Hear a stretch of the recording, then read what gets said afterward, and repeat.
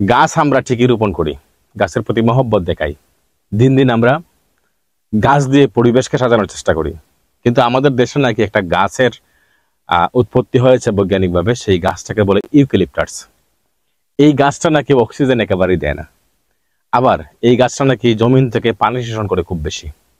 পানি যে শোষণ করে খুব বেশি, এটার বাস্তব প্রমাণ আমি নিজে একটা গাছ কেটে দেখতে পেরেছি যে গাছ থেকে কি পরিমাণ পানি বের হয়েছে।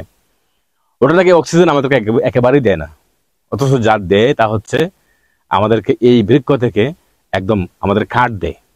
শুধু কাঠ দিয়ে যদি সবকিছু সম্ভব হয়, আর যদি গাছটা পরিবেশ বান্ধব না হয়, তাহলে আমার মনে হয় যে এই গাছের রোপণ বা এই গাছের বংশবৃদ্ধি, ভবিষ্যতে এই গাছ রোপণ করা থেকে আমাদের বিরত থাকা উচিত। এবং আমাদের কৃষিবিদ যারা আছেন তারা যদি সত্যিকার অর্থে গবেষণা করে দেখতে পাচ্ছেন যে এই গাছ থেকে কোনো অক্সিজেন পাওয়া যায় না এবং গাছে প্রচুর পরিমাণ পানি যেহেতু শোষণ করে জমিন থেকে, তাহলে এই গাছ থেকে লাগানো থেকে আমাদেরকে বিরত থাকার পরামর্শ দেওয়া উচিত। আমি যতটুকু জানতে পেরেছি সেই জানা থেকে আমার ভিডিওটি করা। যদি ভুল হয়ে থাকে কমেন্ট বক্সে অবশ্যই জানাবেন, নিজেকে শুধরানোর চেষ্টা করব।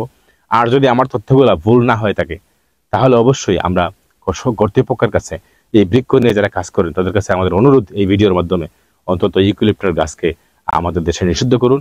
যেহেতু যেটা পরিবেশ বান্ধব নয়, সেই বৃক্ষরোপণ থেকে আমাদের বিরত থাকা উচিত। ভালো থাকবেন। আসসালামু আলাইকুম।